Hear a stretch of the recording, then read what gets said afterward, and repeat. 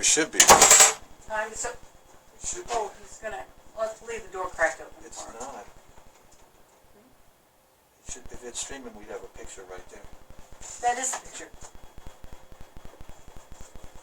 don't think we're streaming. There should be a picture in the bottom left corner. We got a couple more minutes. We've got Kurt Stengel that's sitting out in the community building by himself with his phone.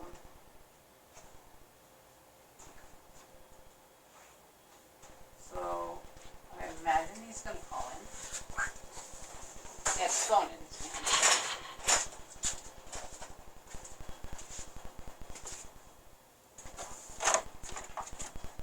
Are you going to call in? No. No? Not at all? No, I just wanted to. Okay. Well, I'm going to try to leave this open for you. So if you can get closer. Yeah. If you're not going to use the phone, come on in then. We'll let you sit in here. It's just a bleed back. I didn't know I had it set up. Oh, John just left. John. Must have got disconnected.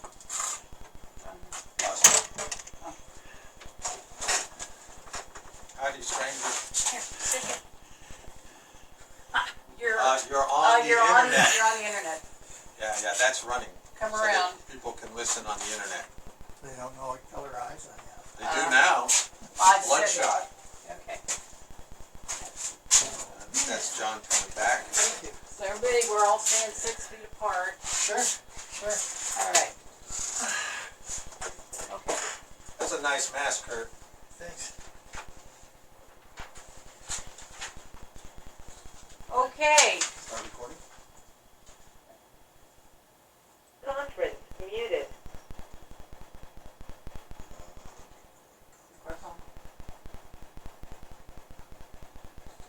We're having a bit of a lag here, guys. Mute Pat and Trevor. Why isn't it? It's still processing. Hasn't caught up yet. It still says it's processing on the record of the call, so bear with us.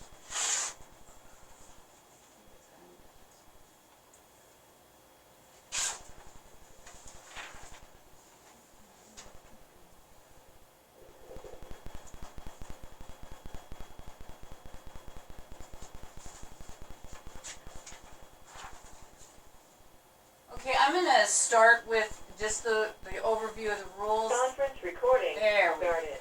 Okay, I'm going to start with the overview of the rules. I sent all of you instructions, but just to go over it, we'll be taking time to allow everyone who wants to join via the teleconference to call in and get identified. But it's 7:01, so we need to get started. All callers will be muted unless they are speaking on an item. Meetings, of course, are not accessible from any physical location, and you can listen to us and this meeting on our YouTube channel, Amargosa Valley Town Office channel. After and during, if you get disconnected. There may be a delay when listening to the audio of the meeting online. And if you wish to give public comment or speak to an item, please call close to the time the item will be heard. In other words, raise your hand in this case. You're going to press 5* on your telephone keypad to notify the administrator you wish to speak. Once you're called upon, provide your first and last name. You will remain muted until your name is called by the chairman. Once unmuted, you will hear the line prompt you, line unmuted.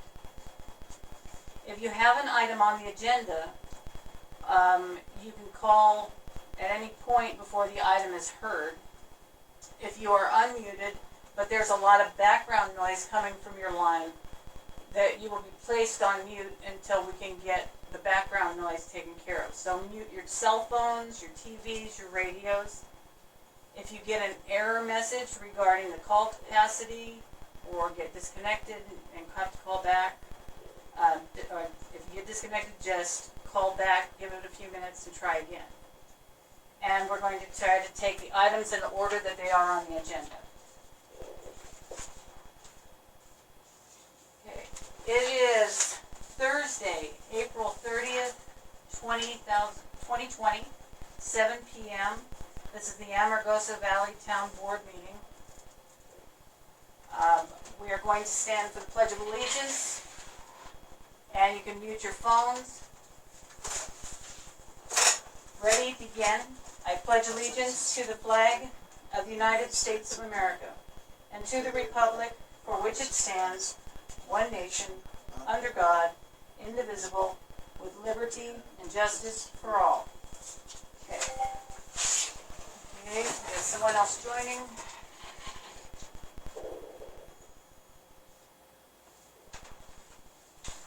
Someone else is joining. Unmute that so we can figure out who it is now. I'm waiting for the thing to pop up. I can ask.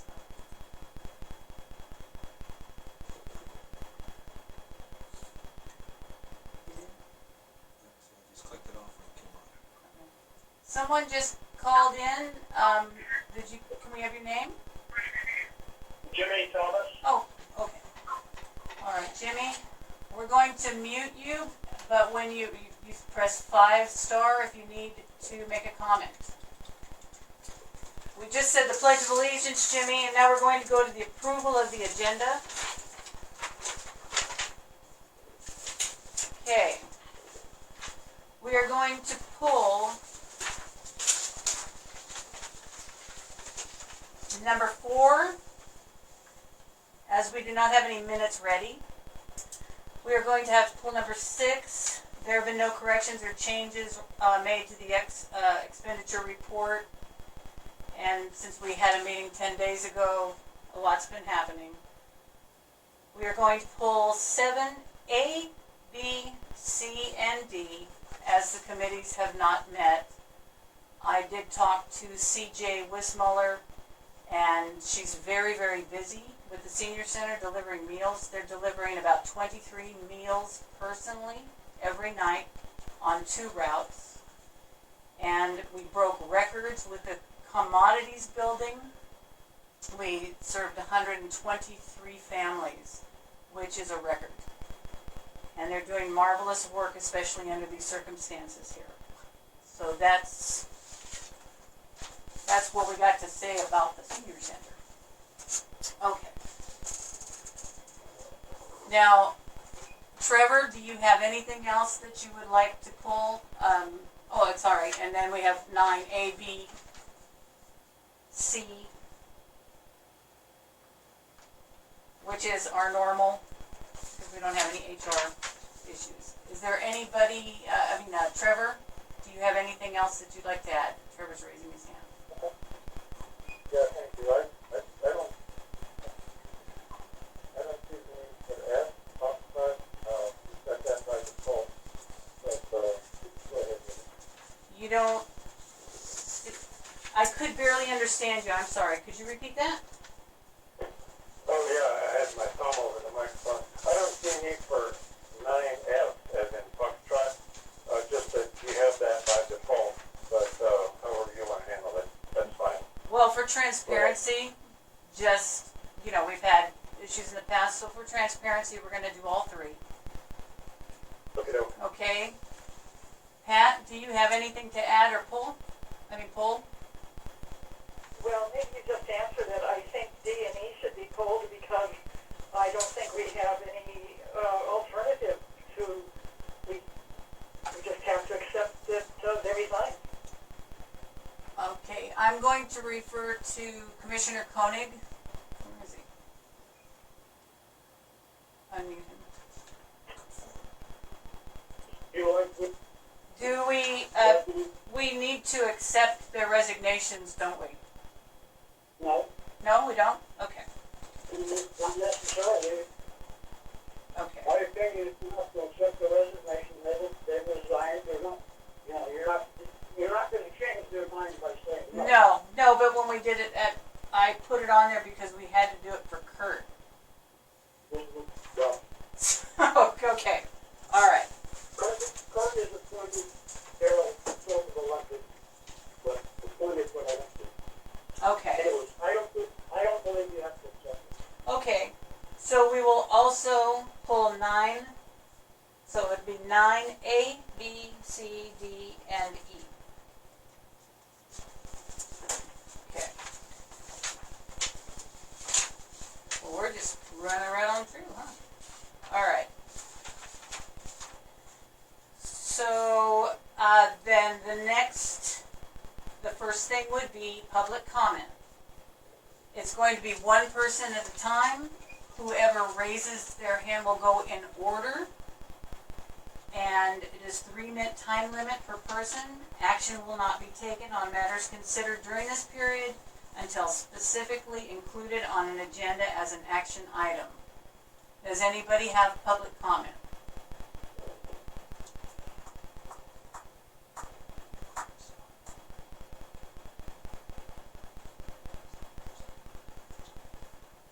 Okay, looks like no public comment. All right. So we go to the fire department report. Chief? Yes. Good evening, everyone. Let's see.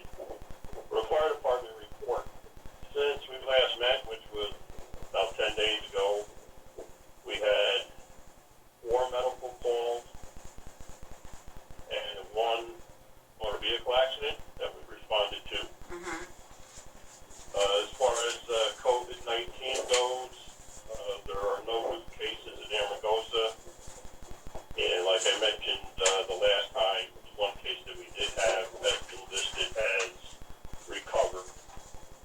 And the only other thing I have for the fire department report is our swamp cooler bill. Right. We need, I'm sure, Carol, you're aware of it, that, we need some filters and other parts for the 3 at Station 1, and then Station 2 also needs some help, because even today, I know we have some unprecedented heat happening right now Yes. that we're not really used to this time of the year. But when I was at the station this morning, it was around 10:30, 11 o'clock, and the temperature in that building is getting a little unbearable to work in. So I do believe, though, back early fall, we had submitted some work requests and parts info to Christie to get things ordered, but I'm not sure what the status is on that.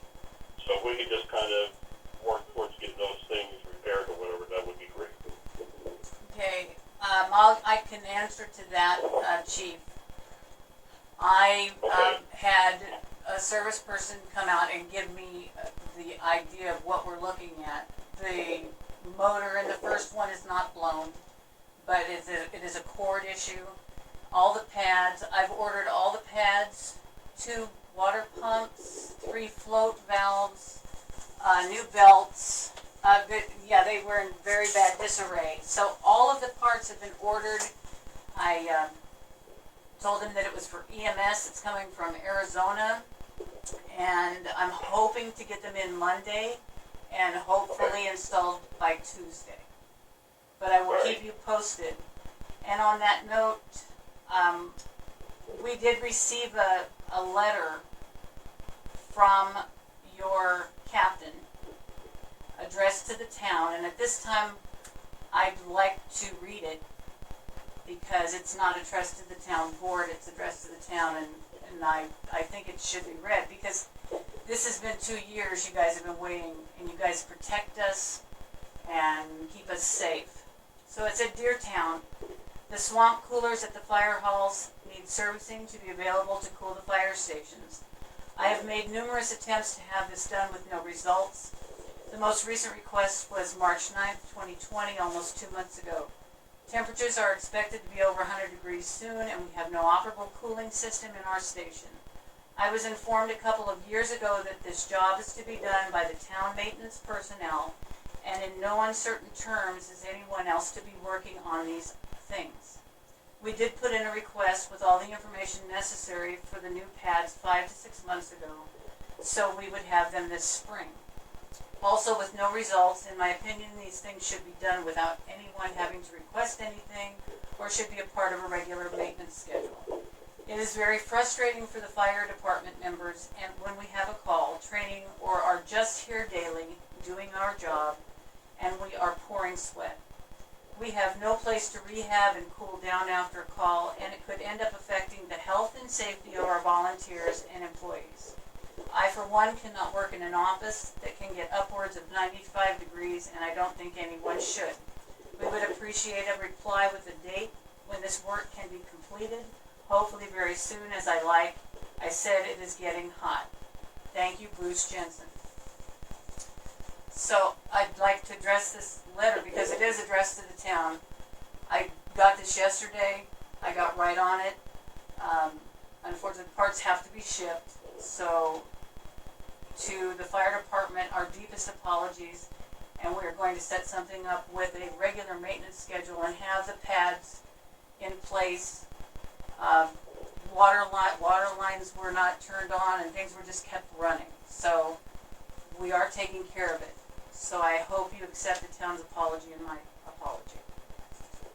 That's fine, just as long as, I just wanted to bring it up to make you aware, I thought you were aware of it. No, it wasn't until I mean, yesterday. you've taken the appropriate action to get it done and everything, so, I'm fine with that. Okay, thank you, I appreciate it. Yep, Okay, and that concludes, my report. thank you, Chief, we appreciate it. Okay, let's move on to item F for I have a question. Oh, I'm sorry, Pat, did you raise your hand? I'm sorry. Okay. No, I thought you were gonna call on us, I'm sorry. Oh, okay. Yeah, Pat Minshaw, and this was, the positive case that we had here in Amargosa, was somebody following the people that he had come in contact with and put them in isolation. In other words, was the health department following up on this? Yes, it was, Pat. Back Yes, tracing. because the way the process works, when I was notified of the positive case, I called it into emergency management, keeps track of it, and through the clinic who did the testing and everything else, what followed on after that is an investigation process that we do, where we talk to the individual and find out where they've been, who they've been in contact with. And as we gather that information, we contact those individuals to see how they are as far as their health goes and ask them to quarantine, and we still follow up with them to see if their condition either worsens or not. So yes, there's always an investigation and follow-up done on those positive cases, which we did with him, and everyone who he had come in contact with didn't show any other signs, didn't become symptomatic or show any signs of anything. They quarantined and everything was fine from that point on. Great, thank you so much. You're welcome. Trevor, do you have anything to say? Tony's hands up. Oh, I'm sorry. No, the fire department report, no. Okay, John Koenig, Commissioner. I'd just like to comment on that question that Pat asked. That's something that we do for everyone that tests positive. And if you listen to the governor today, that's his requirement to all of the counties have to report back to him on how many people they have doing the follow-ups. So we do it rigorously. There's a tablet kept up with the emergency management that has a pic of each person and a list of everything. I've seen the keep track of The back tracing, yeah. That's it. Okay, excellent. Does anybody have any questions? Okay, all right. Moving along to item F, for possible action, discussion, and deliberation, nominate and elect a town board member for chairman of the board. You skipped number 8. Oh,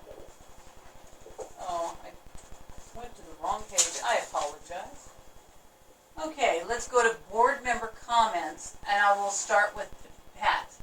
Pat Minshaw? Okay, just a short thing. This fire department situation, and of course this is going to come up in the later recommendation, but I think this just shows the need for a town manager to be able to keep up with these things and get them taken care of. And that's my comment. Okay, anything else? Pat? Not Are you- me. Okay. Trevor? Yeah, quickly, first thanks Caroline for holding down the fort there in the office. Most of the town probably is not aware how much effort you're making. And today, thank you, Lab, for stepping in and managing the conference call. That's huge, and most people don't realize how big that is. And finally, as I said 2 weeks ago, I appreciate the need to keep this agenda to a bare minimum and only immediate and new business. So, great. Yeah, that's all I got to move on. Okay. Okay, I'm glad that we're doing this meeting. I think this is going to be our new normal for the foreseeable future. And all things do not stop in government or our town to run it. And so I thank the BOCC for coming up with this opportunity to do meetings this way. And hopefully everybody is getting to say what they want to say. Speak up, don't be afraid to speak up. And we are going to have to proceed with business as the norm, as normal as we can. Now, I do have a comment to the town. I guess it's a call to action. I have the people that I have asked to help me in this transition and whatever, they have nobody has said no. But I need to say, with the last exits of Carmen and Melanie, and in this board period of the terms, what should have been held by 5 people has been held by 10 people. Kind of going, burning and churning, and we've been a constant flux of confusion, chaos, trying to regroup. County has been very generous in helping. I send 1 email for question and I get 5 answers. They're very willing, and they've been so helpful over the last, specifically 2 years, mainly. And I want to ask the town, it's sometimes we get in a negative mindset, and you're either part of the solution or you're part of the problem, and we need solutions, not more problems. And I just want everybody to kind of think, it's these 10 people that have gone through this board. We've gone through 3 deputy town clerks. Sometimes it's not what you say, because I do want everybody to be heard, listened to, but it's the way you say it. Sometimes people on the board, and I speak for myself, sometimes we've been threatened.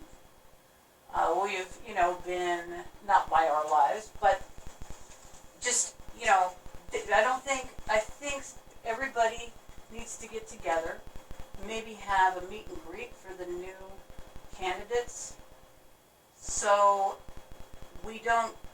I want people to feel free to join in public service, I guess is my question, my statement, more than anything. And just try to be a little more understanding of the constant flux the town is in. we want this town to thrive. I think we all agree on that. Maybe how we go about it, we disagree, but sometimes you have to agree to disagree, but still work together. And we have some marvelous people that, like I said, nobody has said no to me, and I just needed to put that out there. Especially with this COVID thing, I think it brings out maybe more of the best in people, and we see things for what it is. We go a little too fast, we make too many quick judgments. So, moving forward, I don't want anybody to feel that they have to leave public office or whatever because they're so frustrated. I mean, I've been very vocal about my dad, and if I had to leave, that would be why. But I'm working very hard to get us on, keep us on track, and we're doing okay. So that's what that was my statement, and I thank you for listening.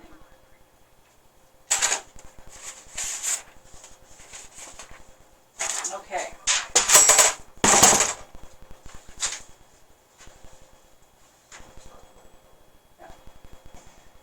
He's leaving. All right. We just had Bruce throw something through the door. Hang on. Okay.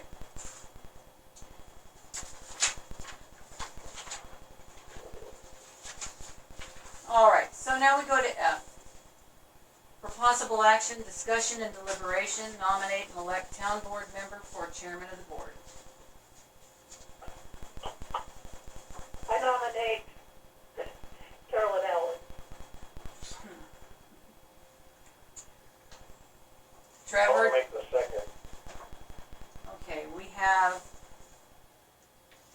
a motion by Pat Menschall and a second. Is there any discussion?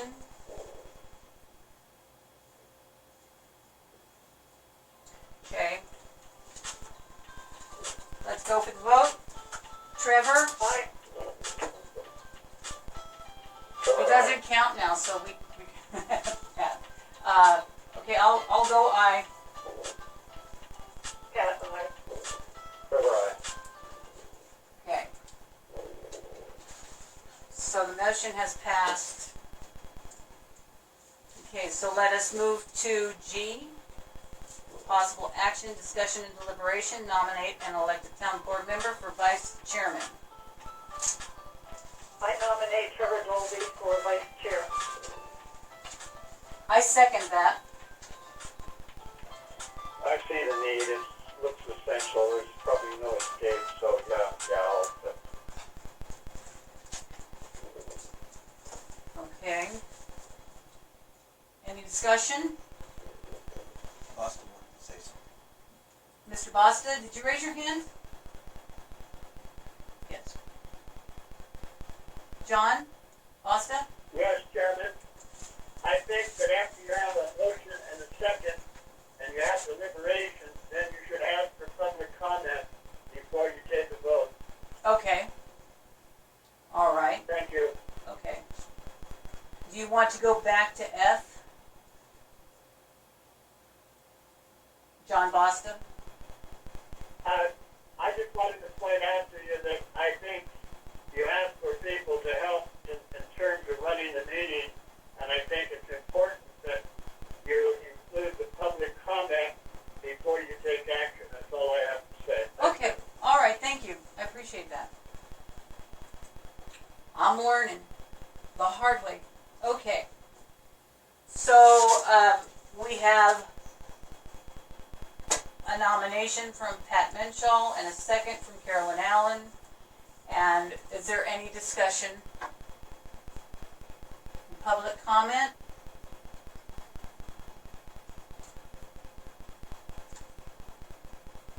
John Basta. Hang on just a second. Go ahead. I've been turned off. No, you're back. No, you're on. There was a lag. I'm sorry, John.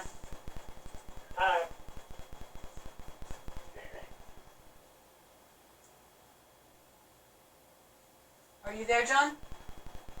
Oh, I get a message that I've been cut off. It says hand lowered. Oh, well, we lowered your hand because that means you can talk. Okay. Yeah. I just wanted to point out to you that I think it's important that we stick with proper procedure and process so that we don't have complaints coming back saying you didn't do this, you didn't do that. Okay. I agree. I agree. Okay.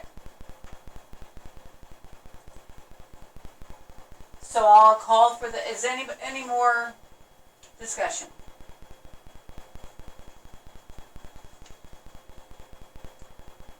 Let's give it a second. I guess not. Okay. Call for the vote. Trevor Dolby, Aye. Pat Minshall, Aye. Carolyn Allen, aye. Okay. H, for possible action, discussion and deliberation. Nominate and elect a town board member for town clerk. Let's see. Can I make the nomination? For Pat.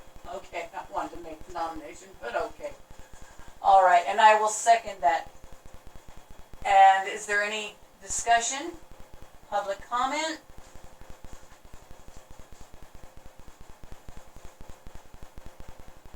Okay, nobody raised their hand. Let's call for the vote. Trevor Dolby, Aye. Carolyn Allen, aye. Pat Minshall? Aye. Aye. Okay. All right, and so it is. Okay, let's move to I. For possible action, discussion, and deliberation. Pat Minshall. The value of the submarine and tractor equipment removed from the playground was to be assessed for donation or auction. Can I get a motion?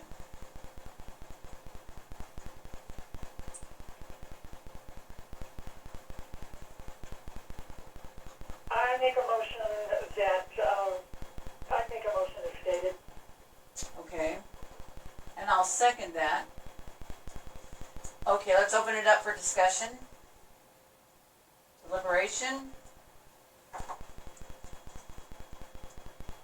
I guess I need clarification. What is the motion? Are we gonna set like a minimum bid, or are we gonna set a dollar value on it? Well, Pat, do you want to take that, or can I answer that for you? Yes, actually, I would like to amend it, that it not be assessed for a donation, but it be put up for auction.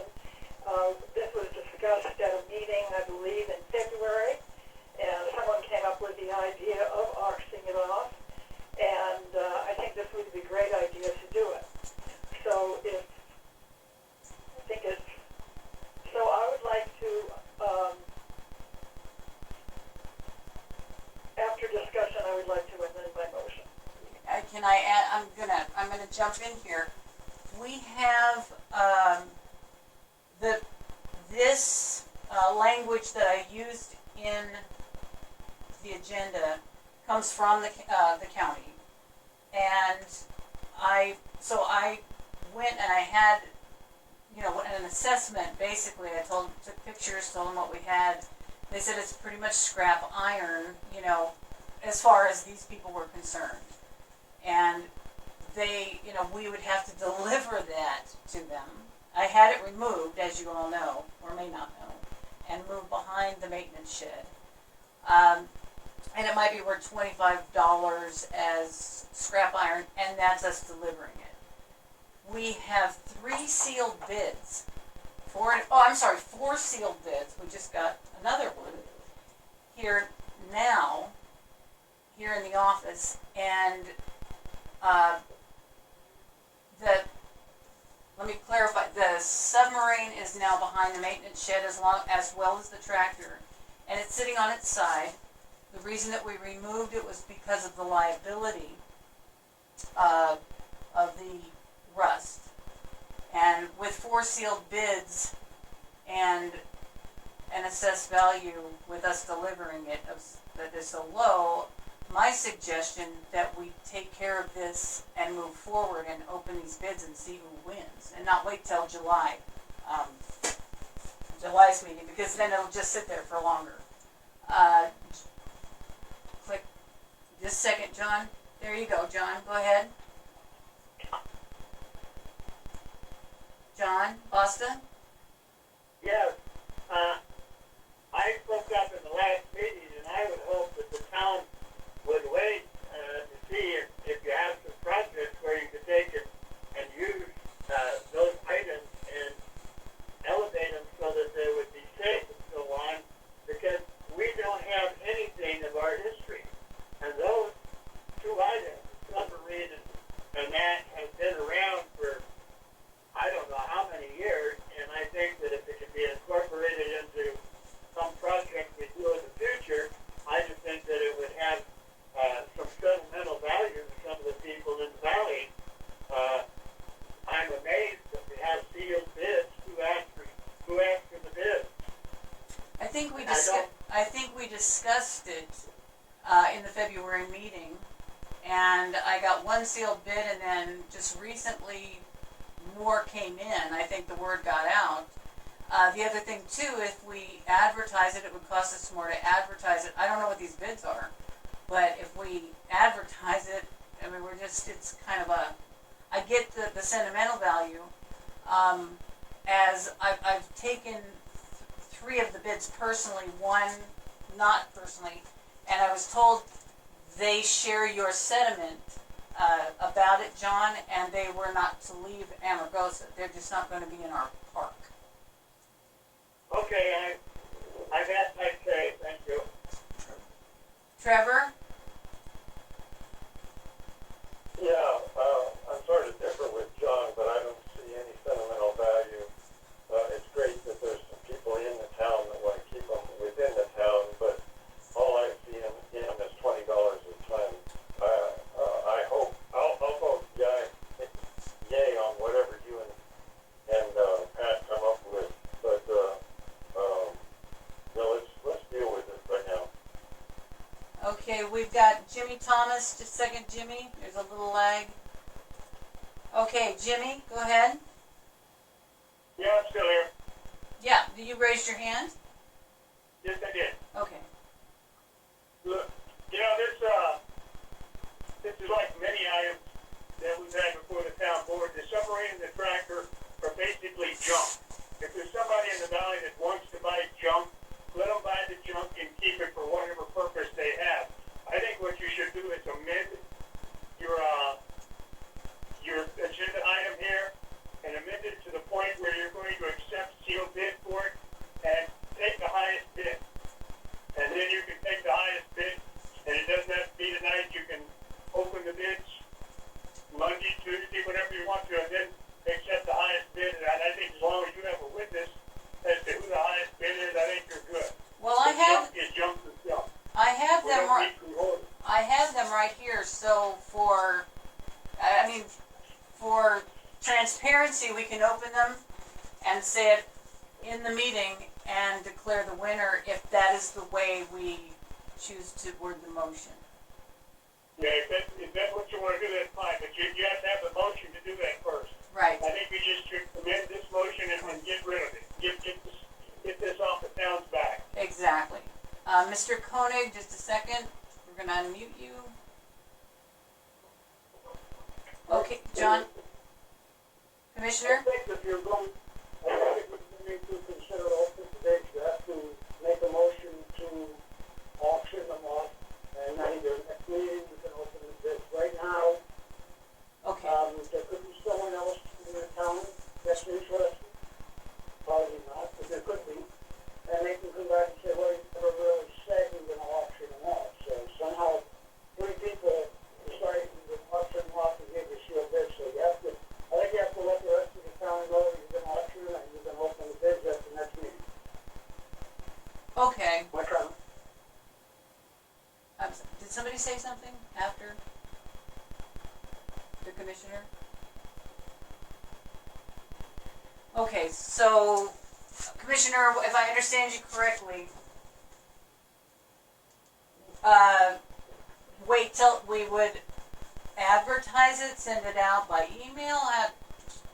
How do we let them know? I mean, we're letting them know now, make the motion that we're going to wait, accept bids for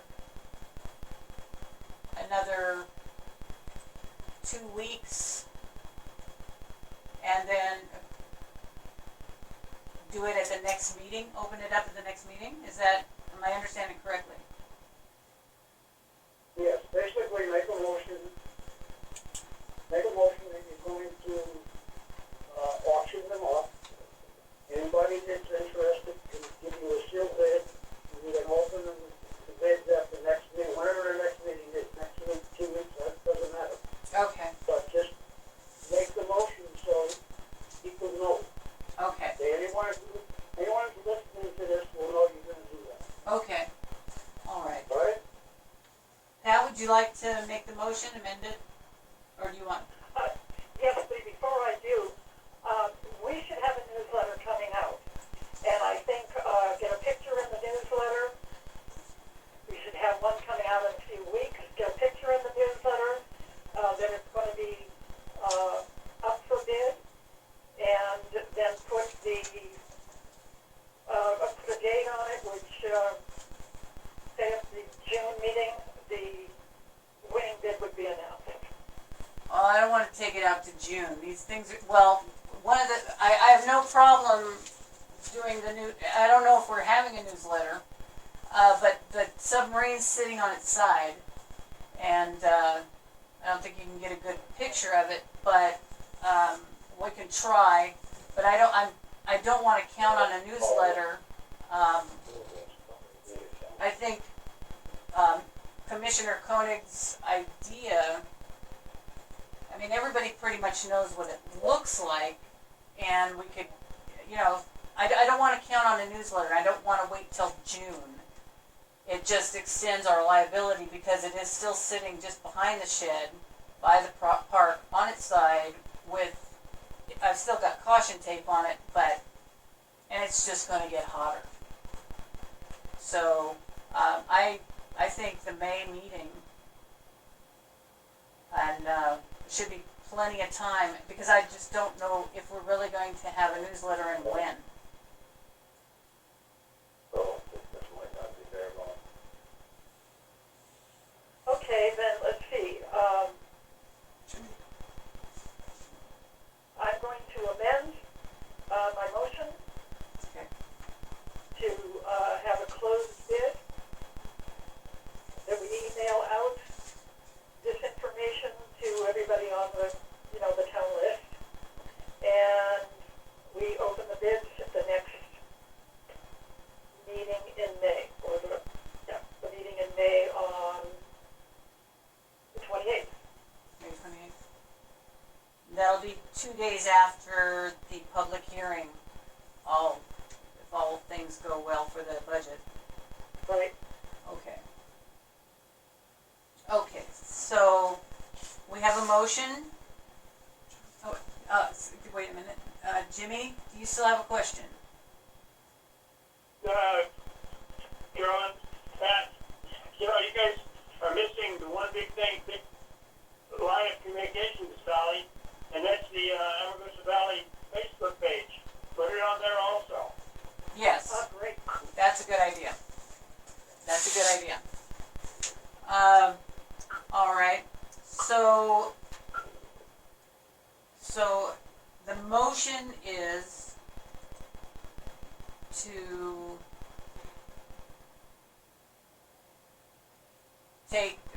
put it on the Facebook page, send out an email, and for sealed bids auction to be announced and opened up at the May 28th meeting, correct? Correct. Okay. And the highest bidder will take it. Correct. All right. Do we have a second? I'll second. I'll second. Okay. All right. Any more public discussion?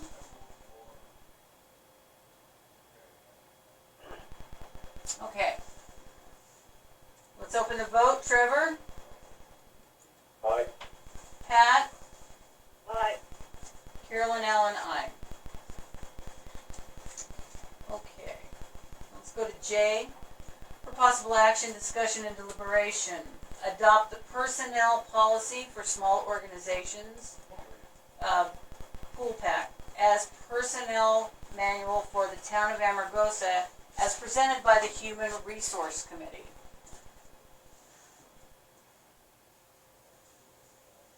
Can I get a motion? I make a motion to approve as stated. I'll second as stated. Okay. Let's open it up for discussion. John Boss, just a second, give us a minute. Okay, John, go ahead.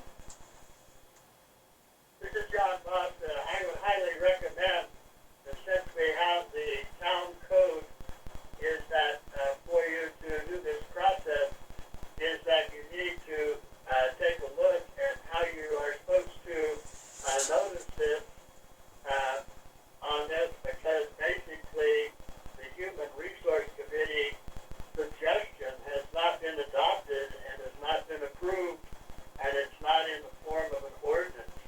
And I would highly recommend that you look at this, because I don't think it is a proper notice of moving forward. End of my comment. Okay, anybody else? Okay, Jimmy Thomas, hang on just a second, give us a second. Okay, Jimmy, go ahead. Are we ready? Yes, go ahead. Yeah, it's unbelievable, but I agree with John Foster. This full pack HR does have to go into the town code, and we've got to go back, and John knows the ins and outs of the town code and how to get it in there. I think he should pass a motion to prepare this for the town code and put it in the town code. You can't just approve it and do it as the human resources manual like that. It has to be in the town code, since we do have a town code. Okay, thank you. Trevor, you raised your hand. Just that, I think we're okay as far as we've noticed this on this agenda, and it's available as backup. Perhaps Jimmy's got a point, but as far as Jay goes, I think we can proceed, and then maybe agendize including it as an ordinance next month. Okay, yeah, so I'm going to chime in. As I said before, the first step in adopting, the board members have to say that this is how we want to proceed. And then the next step, John, yes, would be correct. The three of us agree about the, it's pool pack basically, but that fits into our town, and with titles and things like that, and pecking order. So then once that is typed up, the three of us have approved it. Kurt and I worked on it. I've been working on it for a long time. It's been ready, but we needed everybody's approval. So now it needs to be typed up, and then sent in, because it can't go in the form that it's in right now. And I think if you look at the backup on it, it says, the fiscal impact is to the price to get it typed up. So, because we want to make it our own, and that's when it goes into the ordinance. Because as I have said before, when you adopt this policy, HR policy, law, it is law. It just fits in our titles and whatnot. However, when the board adopts it, we must follow it. So if we do not follow it, because, and it's great that it's in an ordinance, and we need to follow it to the letter and follow all the procedures because it protects us from being sued. So I agree. Mr. Bosta, just a second, there you go. Mr. Bosta.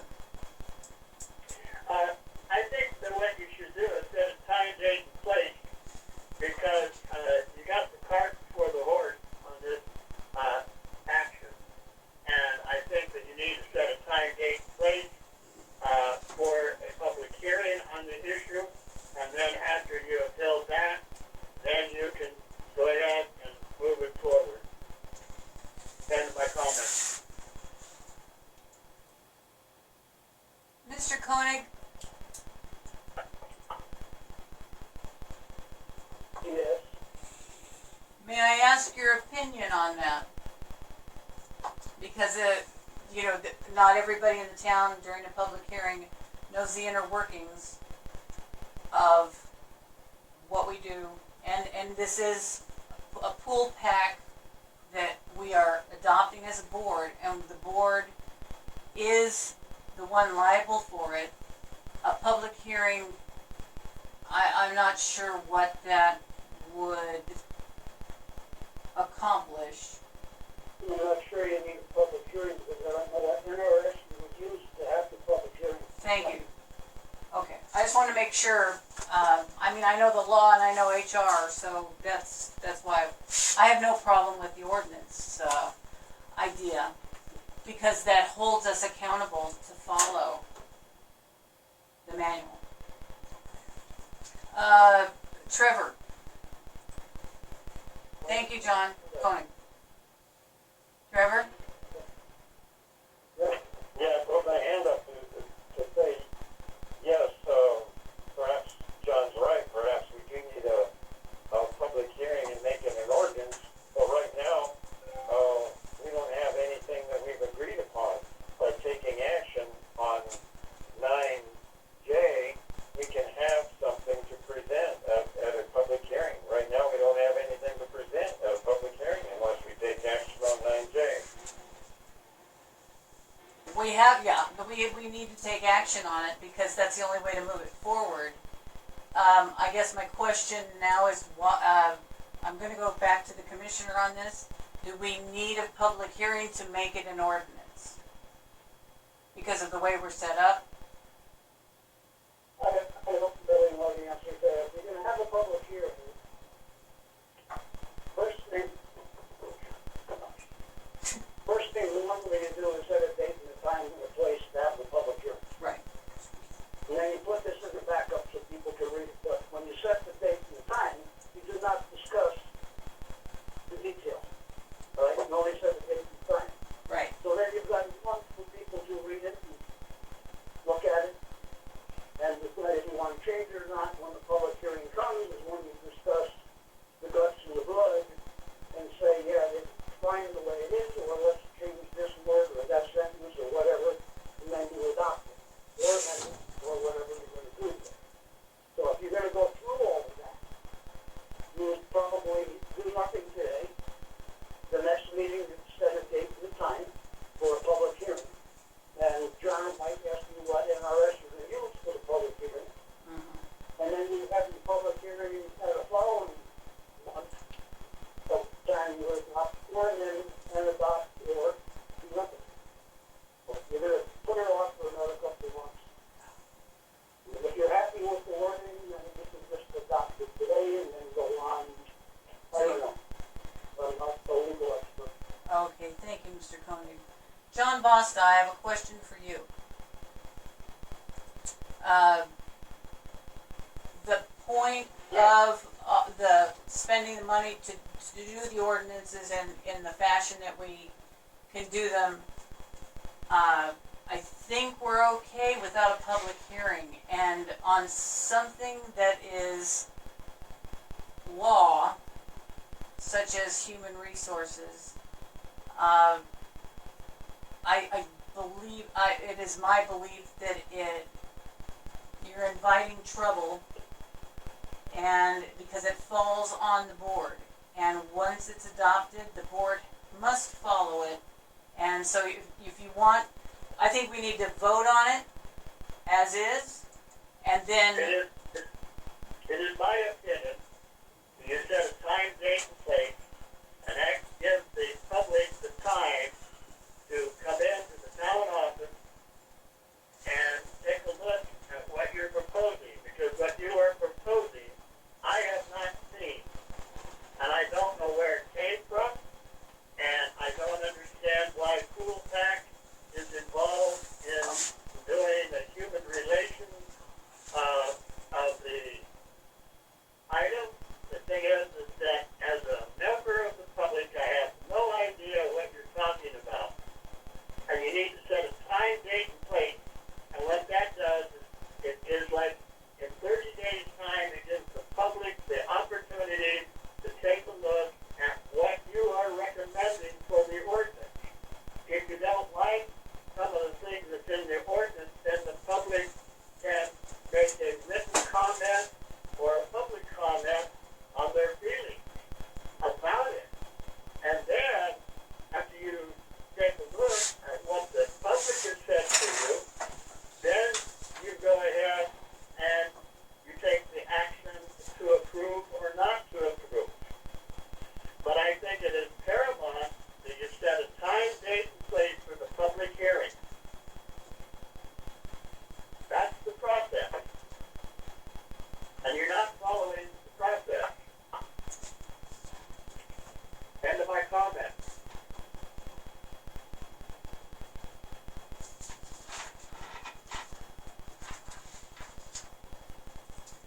okay, all right, well, Trevor, you got your hand up. Yeah, we're going around in circles on this. John may well be right. I imagine he is right.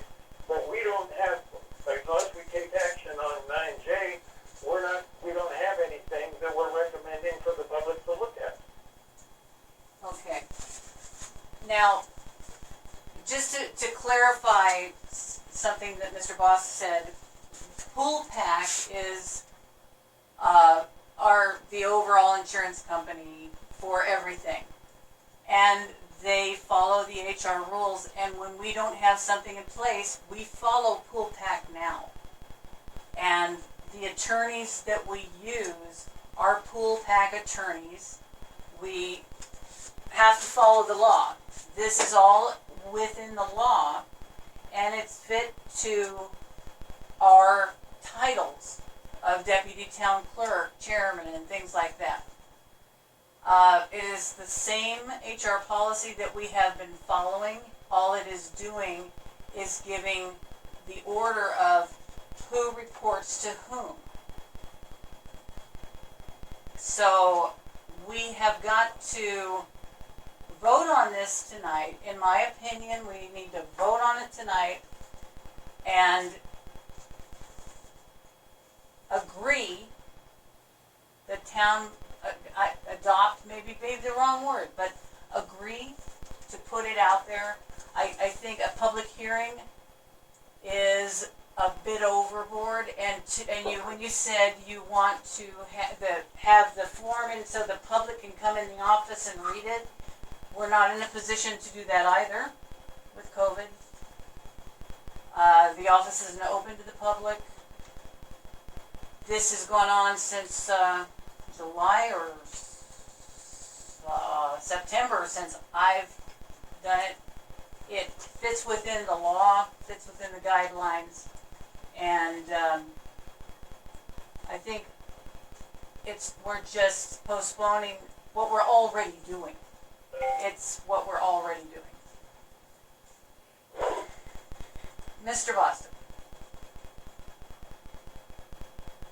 I think the thing is that when we had the open meeting law in Perrette, I went up to the gentleman that did the presentation, and I asked him about the Pool Pack attorneys, and he said, Mr. Bassa, we are not attorneys, we do not have attorneys, and we do not give legal advice.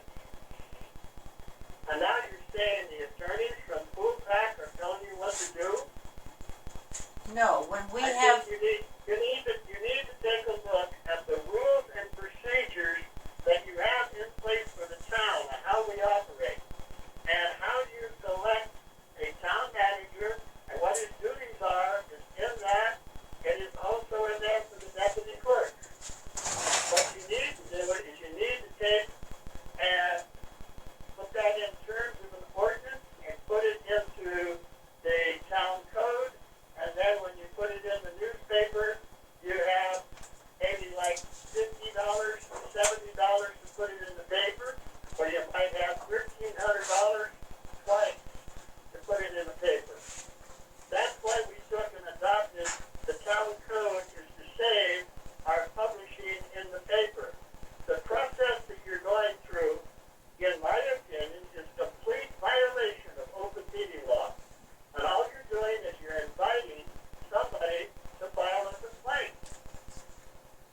Follow the procedure, set a time, date, and place. And that's all you are doing, is you set the time, date, and place. If you want to, you can take the ordinance or anything and put it on the website. Then a person can simply look at it on the website.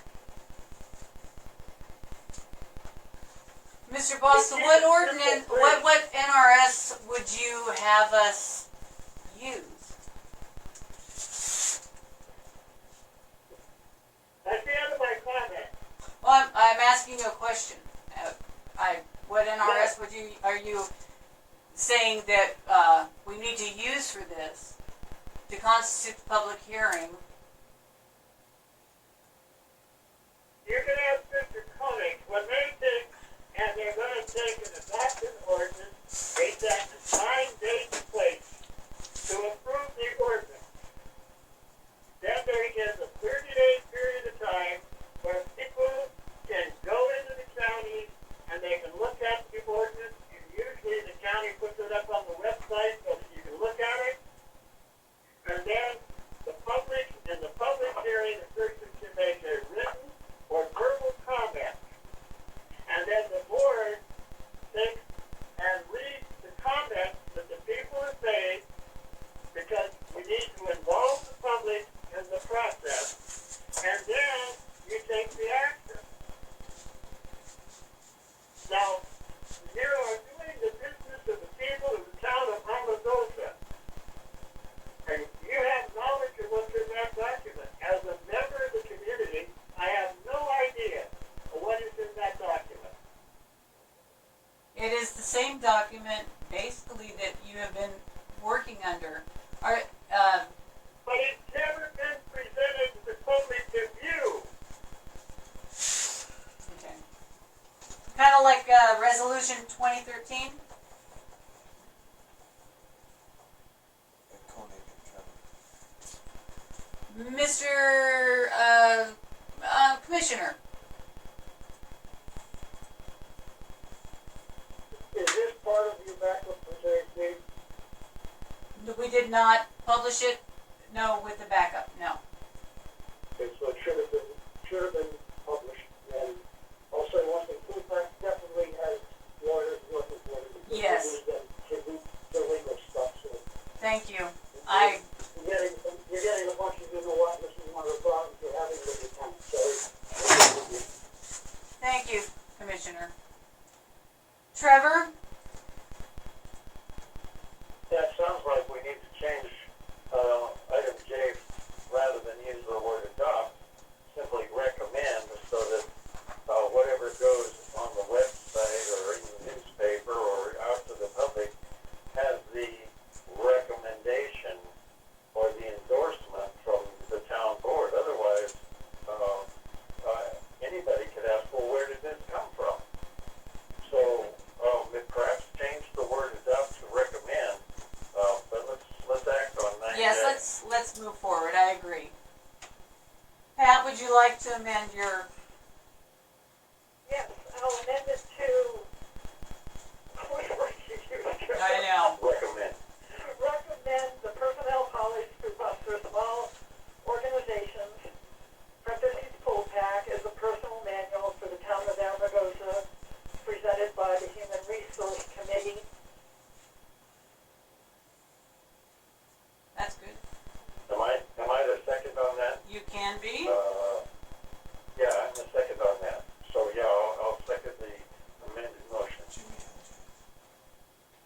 Jimmy, you have your hand up? Jimmy? Jimmy Thomas. Yeah, Carolyn, what Commissioner Carney just told you makes absolute 100%. If you don't have the backup for the agenda item, I really don't think you can approve or disapprove the agenda item. I think your best bet is to make a motion to table it and bring it back at your next meeting in the correct form to get the full pack manual publicized so that everybody can read it, because it should have been in the backup. He's absolutely right. If it's not in the backup, I think you're just wasting time. Alright. Okay. Well, then I make a motion, we pull J and bring it back. Table it, you mean? Table it. Okay. So Pat Mitchell has made a motion to table the recommendation for the personnel policies, and I'm sorry for the verbiage because I think that's part of the problem here. Anyway, as a personnel manual, so we'll pull it and table it for the next meeting. With regrets, I'll second Pat's motion. I thought we could make some progress today. Yes, I was hoping so too. Okay.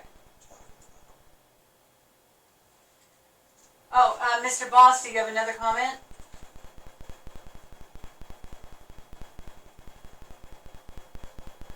Okay, I guess not.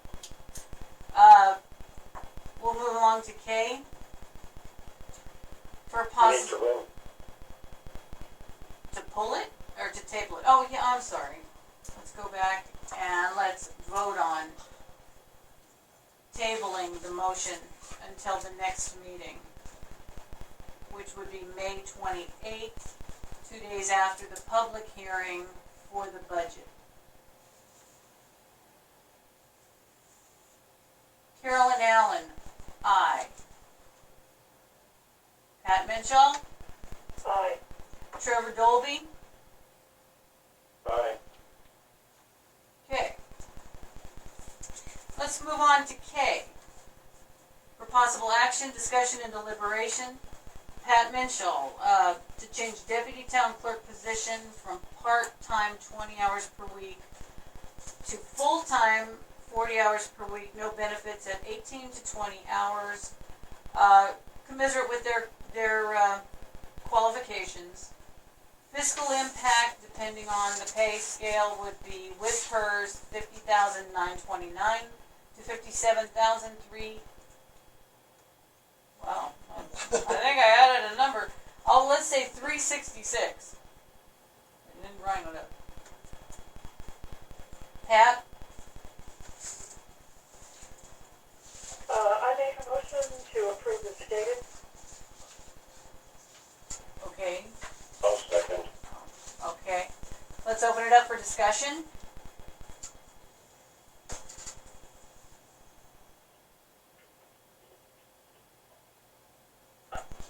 Mr. Thomas.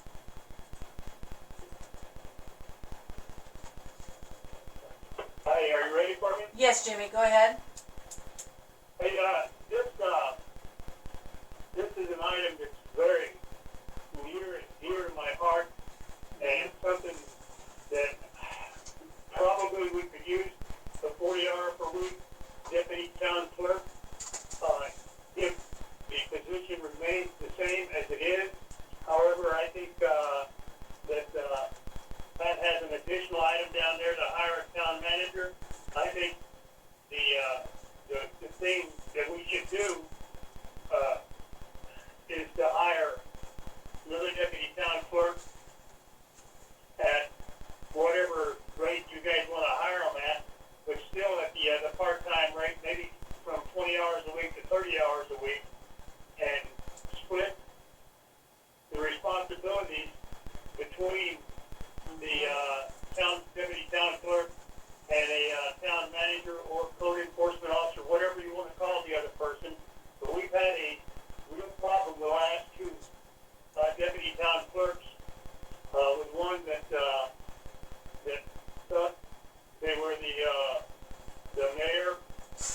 other that thought that they had the responsibility for deciding which town board member should and should not be on the board, by virtue of how many complaints were taken on those town board members. I think if you take the deputy town clerk, and you reduce that position, not necessarily reduce that position, but at least change it to where all the deputy town clerk is responsible for is basically accounts receivable, accounts payable, time cards, the budget workshops, and administrative workshops, and taking care of scheduling the community center and scheduling the park for use. I think you could keep her well done within the 30 hours for that. We actually hired an admin assistant for the deputy town clerk position to clear the road for that deputy town clerk to do the budget. And lo and behold, as soon as she got the admin assistant lined up and doing work, her workload had all of a sudden doubled, even though we had taken much of it off. I think you just need to change what the deputy town clerk is responsible for, bring in a town manager, code enforcement officer, whatever you want to call him, and give him responsibility for everything else, making sure the grounds are kept up, the buildings are maintained, the fire department stuff is maintained. Give him all of that and split the responsibility for that, and let's return the power and authority for town policy to the town board. The town board, at some point, has to get off their butts, participate, and take care of this town. You can't sit back, and let the deputy town clerk or anybody else do it for you. The town board has to do it. I think the way to do that is to take power away from that position as deputy town clerk. There is too much authority, too much responsibility in that position. Our last town clerk made a comment at a town board meeting about how important that position was, and that town clerk, I think, felt that if she pushed the right buttons, that she could basically blackmail the town into keeping her hired and ousting a town board member. Didn't work. Okay. But I think you need to really look at that position and what is implied power and what is actual power, and take it away from that office and return it to the town board. Okay, thank you, Mr. Thomas. I'm sorry. I thank you for your opinion. I appreciate it very much. Mr. Basta. Mr. Basta? I'd like to remind you that the reason that we came up with the duties for the town, what the board was supposed to do, what the manager was supposed to do, and what the town clerk was supposed to do, is when we hired Mike Cottingham. And Mike Cottingham was the town manager / deputy clerk. And he was on contract. And he was given a contract where he had so many hours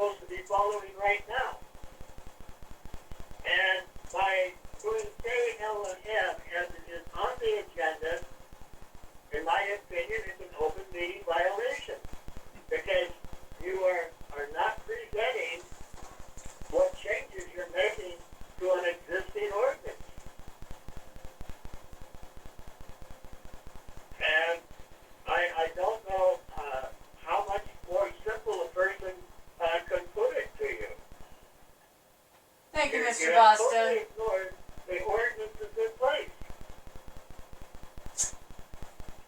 I, Into my comment. Pat, would you like to say anything at this point?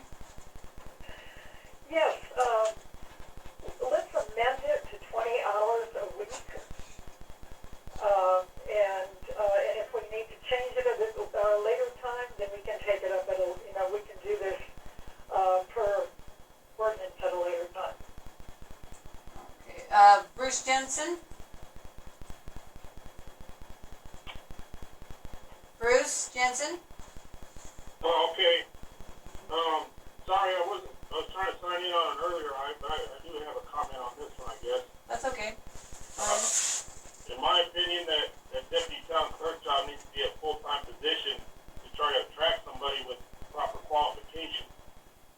And, hopefully somebody that's qualified to do the job properly. That's my opinion, and that's all I got to say. Thank you, Bruce. Appreciate it. Jimmy Thomas? Yeah, Carolyn, Yes. have you got me? Yes, uh-huh. Hey, I was listening to John, and he's talking about an ordinance that does away with PERS and all that, and I understand that if we hire somebody on contract, i.e. a 1099 employee, then we just pay them what we agree to pay them without PERS or anything else, and that's not a bad idea. And I think Mike did a pretty good job when he was county administrator there. However, there is no position in NRS for town manager. It's deputy town clerk, period. I'd like to know from John what ordinance he's talking about that we're breaking by hiring somebody and paying them first, because we've known for the last 3 or 4 years, every time we hired somebody, they were getting 27% PERS if they were under 20 hours a week or under. So I don't. I would like to be enlightened so I can be educated. Let me jump in there for a minute. PERS is mandatory for Social Security, Medicare, and workers' compensation. So whether they're working 20 hours or what, the PERS are there. It has nothing to do with medical. It has everything to do with there are mandatory PERS. So, we are paying PERS on the 20 hours a week, whatever. I'm not sure how your contract with Mike Nottingham worked, but we can look into that. And I'm not sure that, I'd like to be enlightened as well. Mr. Basta. It is important that you take a look at the manager of the water district. I think the thing is that when you're overlooking it as a board, the board is the town legislators. You adopt the rules and regulations. Once the rules and regulations are adopted, then the town manager carries those rules and regulations out. And the town manager is the one that does the work once the town board has made the decision. Then the town manager does the work. You have to have the 3 distinct divisions in the legislative, administrative, and judicial. And if you don't do that, you're in violation of the state constitution, you're in violation of your elected position, and you don't have to hire a deputy clerk. Because, in other words, a member of the board is the town clerk. If you want to hire a deputy, you can. What is most important is you need to hire the manager. And once you hire the manager, you can hire the manager under contract, because that's how the county water district, my county water district, has operated with the manager under contract. And they don't pay PERS because it is a contract. haven't seen a job, my question is, there's, no job description that I've seen. And I may be wrong on this for town manager, I've seen town administrator. So that's where my clarification of this agenda item. What you're doing is you're playing with words. You can call them a town administrator or what. The thing is that you have to have a town manager. They manage the town. Other words, it's just like with the commissioners. When the commissioners make a ruling and they adopt an ordinance or a resolution, then they have Tim Sutton, the manager. He carries that out. The manager prepares the agenda. And it's very well described in law. The thing is so what I'm trying to say to you is you've got to stop and take a look at what the law says and follow it. I've read the NRS that we have a town clerk that is responsible for all the certain duties and between the relationship between the town and the county, and we may hire a deputy town clerk. That's correct. Right. You may. I would like to see the NRS where there's a town, where we have to hire a town manager. I've seen the town administrator's job, and it's not a play on words. I've seen several job descriptions that have changed and fluxed and been handed to the same person, which that's illegal. So what I'm hearing is we need to probably have a public hearing on all of these. That's correct. In my opinion, you should set a time, date, and place on J through F. And after you set the time, date, and place, then the thing is that you put what you want to accomplish, you put it in writing, you put it on the website so people can read it, so that they can say, I agree or I disagree. Okay, Pat, I'm gonna come back to you on this. It's Okay. wait, John brought up something about a 1099 contractor. right. And I had made this question to Savannah. Mm-hmm. Can you hear me? Yes. Okay. And it states, the town of Amargosa cannot control the details of how the service are performed, Right. will not provide them with work guidance or direction. They will give them a task to complete for a dollar value, will not control his work hours with the exception of the work be completed on a facility or location during operating hours or after hours to avoid disruption of use. They will maintain their own insurance policy for business purposes. The town of Amargosa would not be liable for any damage as a result of a contractor performing their duties. Contractor will provide their own tools, uniforms, vehicle, etc. Contractor will submit invoices for services performed. The contractor must perform similar work for other businesses. They cannot be a contractor solely for the town of Amargosa. So I believe that really takes a 1099 out of running here. Exactly. Thank you for that clarification. And I need to add something here. I think where we were going with this, Pat, correct me if I'm wrong, we're going into budget. We've got a tentative. We want to get something to prepare and go to the public hearing on the 26th with for budget to see where we stand money-wise, and we have time to work this out. Am I misunderstanding? No, that's correct. But again, amending it to 20 hours per week with the possibility of going full-time if necessary.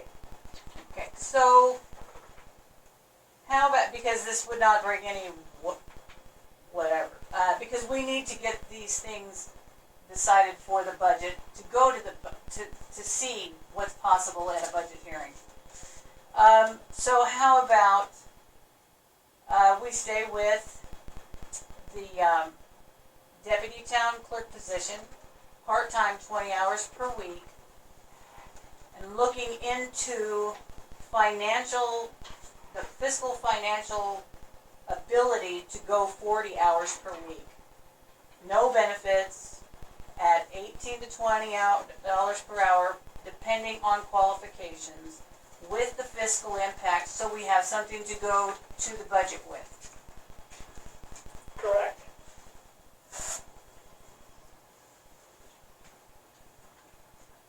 Any comments?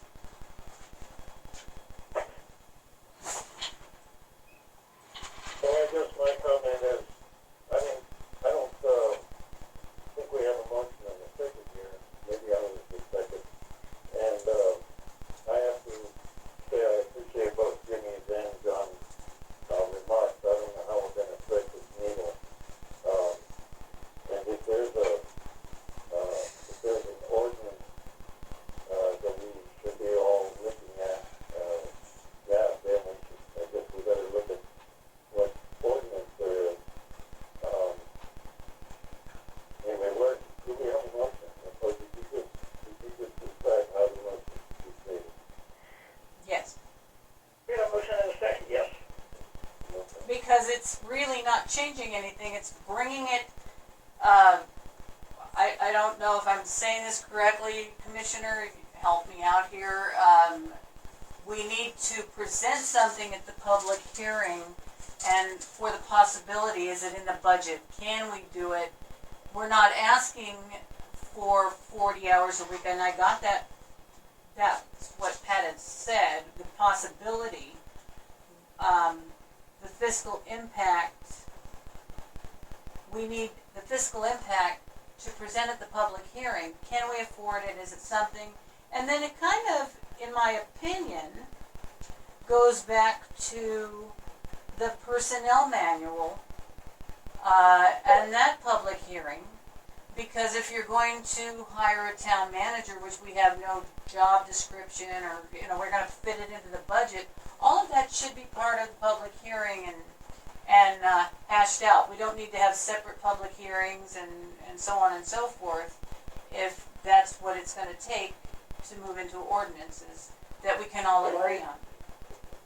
My opinion on this one, I can only talk on this one, I'll talk on the other ones later if you wish. is Okay. We don't need a public hearing to hire a town clerk. We don't need a public hearing to hire a grounds person or any of that. You guys hire, all right? Right. The Board of County Commissioners hires a county manager. The county manager hires everybody else. So right now, you are the Board of County Commissioners and you are the county manager or the town manager, because no one else has that title. So you have the right to hire people. In this particular one, I would make a motion to change deputy town clerk position for up to 40 hours per week. Okay. No benefits at 18 to 20 dollars per hour. That way, you open it, you can look at your budget up to 40 hours a week. If it doesn't work, you can bring it back down to 18 or 15 or whatever you want. And what does work? It's hard to do the budget when you're set at 20 hours a week, and I think we want to do 40 now. So, you go up to 40 hours, you can go anywhere you want to go. No. My opinion. And that was the purpose of this. I understand, that's why I'm saying what I'm saying. Thank you. The whole argument is, Yeah, we have these. Okay, thank you, Commissioner. I appreciate it. Jimmy. Jimmy, are you there? Yeah, I don't wanna drag this out. It's painful enough as it is. If you wanna go ahead and do the deputy town clerk 40 hours a week, have at it. Do what you need to do. I just, my only comment is that, I think just based upon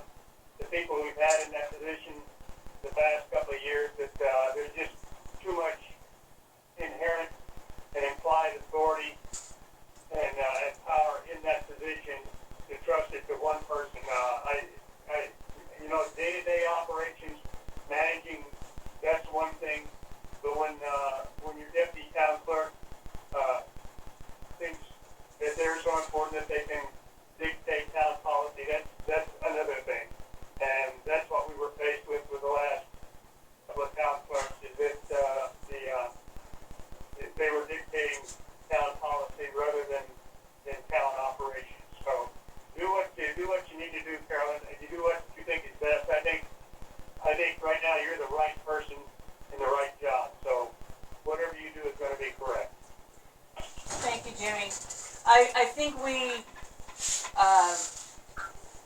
go back to, again, the purpose of these agenda items, I believe, where Pat was going with it, because we are going into the final budget.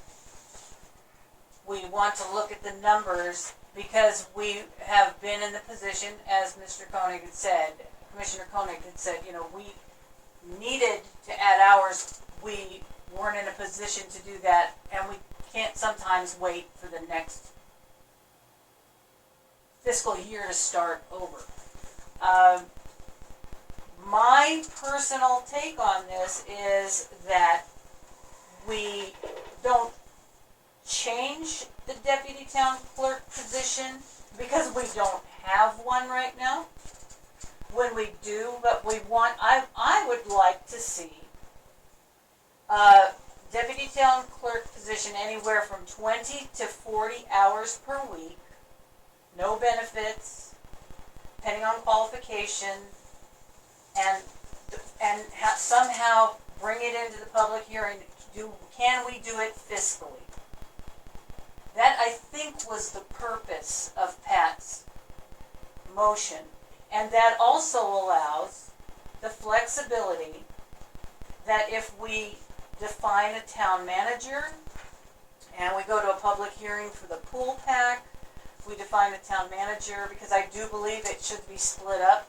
There are different ideas that we could pose that would keep us out of this burn and churn situation.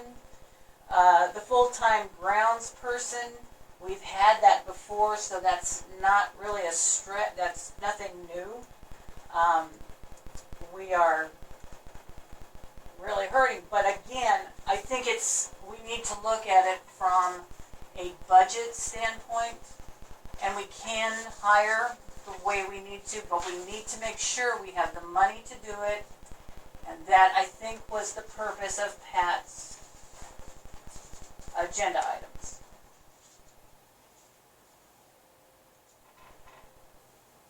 Jimmy. Yeah, I would pick it up. Pardon me? But I said, John's right in that, you try to budget it for your maximum amount here, $57,000 a year, and if you don't get the qualifications that meet that, or if you want to bring it down to fewer hours per week, that's fine. Then you can always bring it down. Exactly. I would also like to see a little deal in there, a little item where you could restrict the amount of raise that these people get. I think in the real world, if somebody gets a 3 to 5% raise, that's an enormous raise, and we routinely, I think, give 20 and 25% raises. We which do? is unmanageable. We really do? That's news to me. Yeah, we have. I'm not going to go any farther than that, but we have, yes. Okay. All right. So,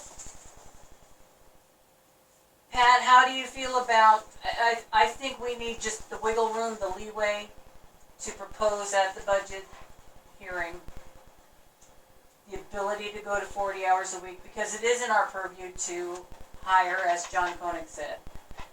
And I like the idea of splitting the duties, because speaking as the current chairman, deputy town clerk, maintenance, fire department, maintenance helper, part order, it's a job and a half.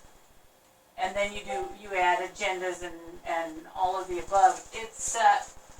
And it's a lot, what we've asked in the past for the deputy town clerk, and I think that's a good open discussion at your public hearing on the 28th for the manual.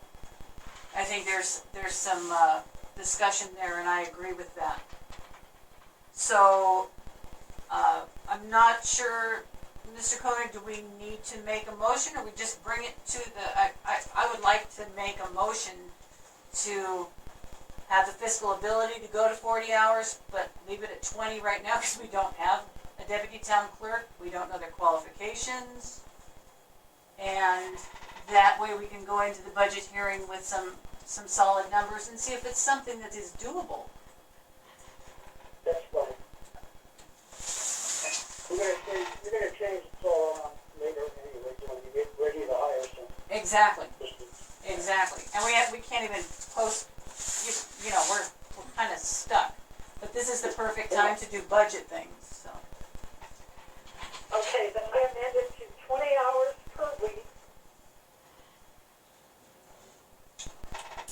with the possibility of making it 40 hours per week. With no Will that benefits. take care of it? With no benefits and the fiscal impact, if we can do it. Because if we go into the budget hearing and we say, hey, because one of the things I'm going to point out, and I know this is getting long, we're going through this COVID thing. Our revenues, which are Longstreet, is going to be a lot less. Our revenues, we're going to have to, we did really well last year, but we didn't do a lot of what we should have done, so we carried over a big portion, almost $250,000. But we need to take a look at how that is going to affect us in the next, I'm hoping within 2 to 3 years we can push through this, but we have no way of knowing. So I caution how we spend and how we look at moving forward, because we don't know how long this is going to last, but our income is definitely, our building shut down, that was a big source of income. The pot farm's still going, but that is basically our only stream of income right now. So that's another reason that I think this should go. I want to hear Savannah tell us that it might help us in property taxes and things like that. It might be something, you know. So let's hear how you want to put it. Keep the deputy town clerk at part-time 20 hours per week with the ability to move to 40 hours per week, no benefits, if it's fiscally responsible, and to maybe be presented at the May 26th public hearing. Does anybody have a, Mr. Boston, maybe just a second. Well, I think here, I'd like to make a point of order. You are talking about budget and et cetera, and that's not on the agenda at this time. I, again, would like to point out to you that K, L, and M, you are amending an ordinance that you all have in place. You're saying we don't have the description of these jobs, and you're totally incorrect. You have descriptions of those jobs, of what they're to do, and et cetera. The point is that when people have been hired, they have not been handed what their job description is and what they're supposed to do. That's what the town manager did. Town manager, the employee came into the office in the morning time, and the town manager said, you do this, this, and this. And in many cases, he got right in and helped the employees do what he instructed them to do. But you're throwing in other things for what you're doing here, and I just totally feel that these are not properly agendized, and if you take action and based upon the budget, it's not in what you're talking about here. Okay. Well, I'm going to put an end to this. Commissioner Koenig, we'll take you last.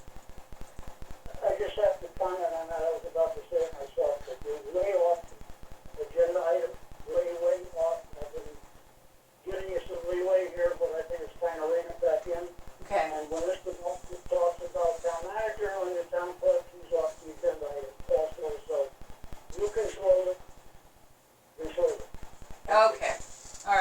I'm gonna put a stop to it. Thank you. So, we have made a motion on J to table it and do a public hearing. So let's do the same thing with K, L, and M.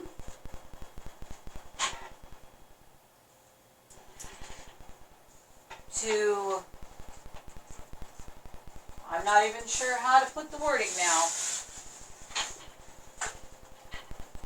These are items that need to be addressed in a different manner at a different time.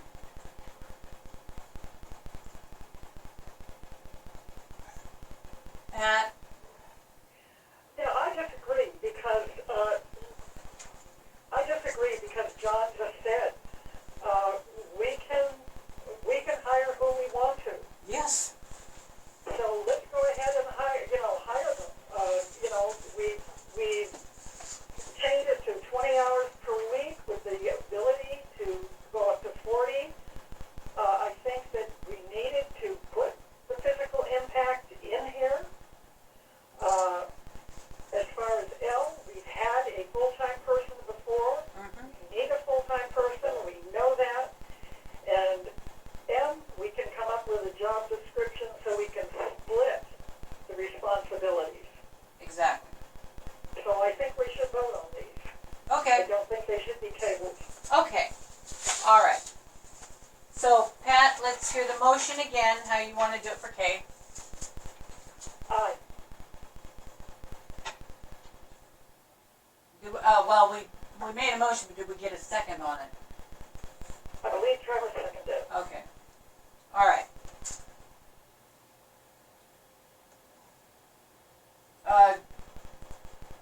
Hang on just a second. Paul Lemus? Paul Lemus? Yeah, You raised your hand. You raised your hand. yes, I did. Am I live? Okay. I was just looking here and doing some reviewing on the deputy court clerk position and what the position entails. And it basically states that, the deputy clerks will help to prepare documents for the court. So therefore, I just say that if Pat is chosen for the position, to possibly do some additional training morally and ethically so that you don't overstep boundaries, so that you do represent transparently. I think it's very important with the situations that we've been through and what we've experienced in this community as newer community members, that you don't represent with an agenda from a larger source or the big brother, per se. Represent properly and possibly educate yourself additionally on that, because I think this position will eventually evolve to a code enforcement position.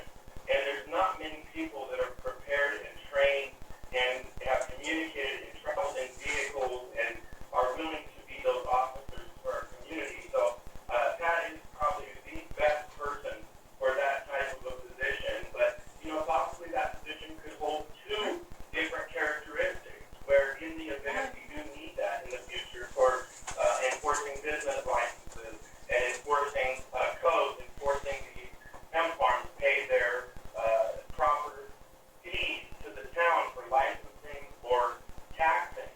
I think at one point you're going to have someone go knock on the door and make people accountable. So that's it. That's what I'd like to say. Okay, thank you. Okay, so let's go back to the vote. Pat Minchall. Aye. Trevor Dolby. Yeah, I've heard, you guys have stated the motion twice, both of you, and it's okay with me, aye. Carolyn Allen, aye. Okay, let's see if we can get through this one. For possible action, discussion, and deliberation. Hire full-time buildings and grounds person, 40 hours per week, no benefits at $18 per hour. Fiscal impact, $50,929. Can I get a motion? I see 37,440 here. That's without the PERS. That's without the PERS, Okay. yeah. Okay. I make a motion. And I'll second. Any discussion?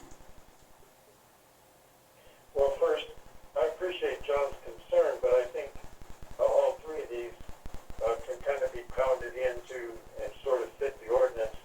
And clearly we need to fiddle with that down the line, like Jimmy was saying.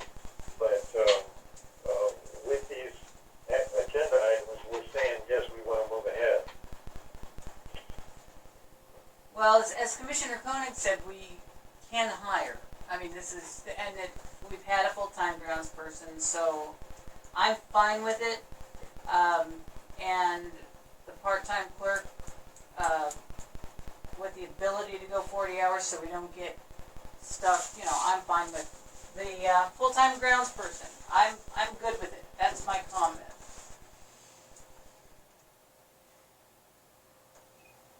Sounds like, unless there's a public comment, we can call for the question. Okay, let's call for the vote. Aye.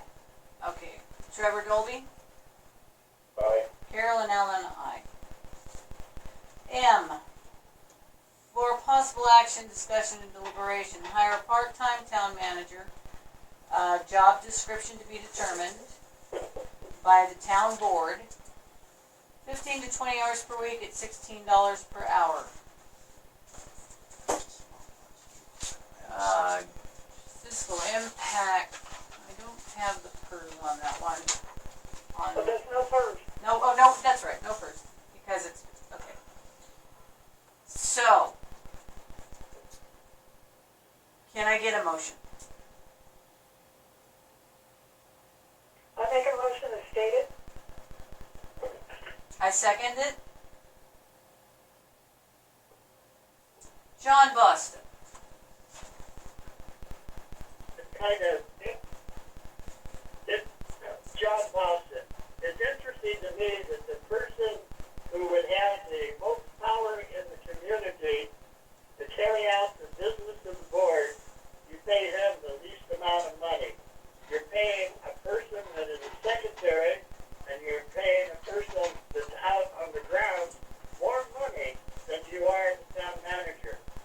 You're not going to attract a town manager where you pay him less money than you do the other people. I just don't understand the logic of how you set these dollar figures and so on. I know other people start out at a much lower salary than you're proposing. And you're proposing salaries that maybe people have to work 5, 6, 7 years to get to. I just don't understand your logic. And basically what you're doing is you're making rules and regulations, and you're putting it off on the other people that are going to come in to do the town. And I personally don't see where you're coming from. I think that you are doing a complete violation of the ordinance you already have in place. Thank you, Mr. Boston. Pat Minshall. Yes, when I saw this in writing, I would like to amend it because I saw that $16 an hour, and I'm thinking all of the things that we would be asking the town manager to do should be based on what they're bringing to the table, and that it should be from like $16 per hour to $20 per hour, as I say, based on what they can bring to the table. If they know how everything is run, if they know how to take care of our locks and watering and all of our equipment and everything that goes into the building, et cetera, if they bring that in, that knowledge in, then we would have to pay commensurate for that. So I'd like to amend it to 16 to 20 per hour. Okay.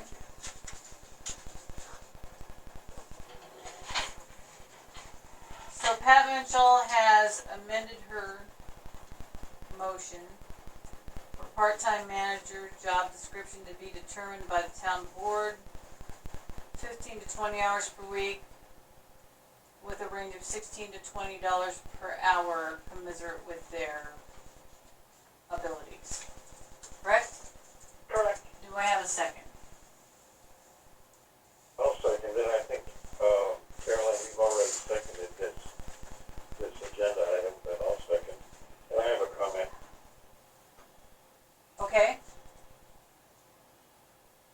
Well, just that, to John's point of, the supervisors or responsibility requiring, greater pay, I've worked in many open pit gold mines where the ship boss makes less than a haul truck driver. The amount of responsibility in a position doesn't need to correlate with the rate of pay.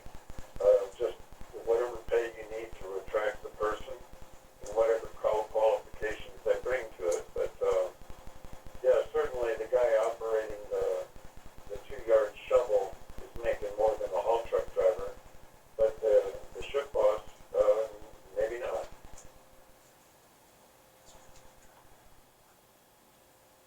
Any more comments? Okay. Let's move to the vote. Pat Mitchell. Trevor Dolby. Aye. Carolyn Allen, aye. Okay, number 10. Second, public comment. 3-minute time limit per person. Action will not be taken on matters considered during this period until specifically included in an agenda, on an agenda as an action item. First person up is Dick Gardner. Dick, did you raise your hand?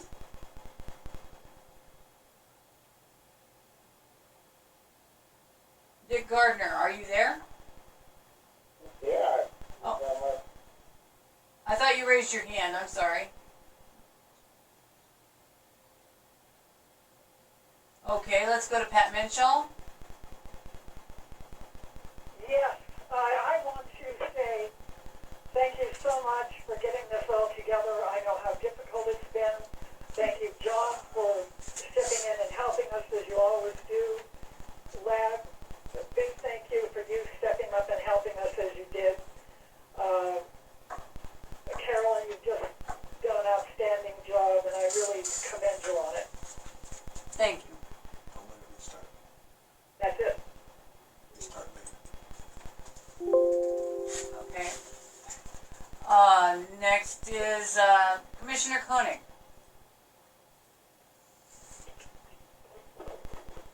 I need you to take a look at your message for me. Okay. Okay. Bye. Bye.